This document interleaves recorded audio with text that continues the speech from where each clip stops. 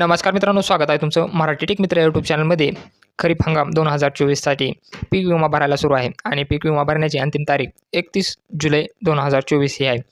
तर ही डेट वाढलेली आहे. जर कोणाचा पीक विमा भरायचा राहिला असेल तर 31 जुलै 2024 पर्यंत तुम्ही पीक विमा भरून घ्या. पीक विमा भरल्यानंतर सर्वात महत्त्वाचं काम असतं ते ई-पीक पाहणी करणं आणि ई-पीक पाहणी करून तुमच्या सातबारावर तुमच्या पिकाची नोंद करणं.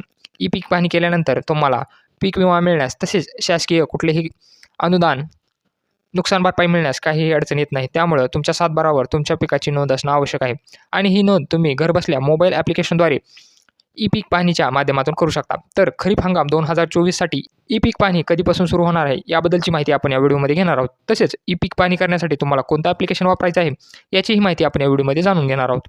ई-पीक पाहणी करण्यासाठी तुम्हाला प्ले स्टोअरवरून ई-पीक पाहणी DCS हे व्हर्जन वापरायचं आहे. हे पाहू शकता तुम्ही, याचा इंटरफेस असा आहे.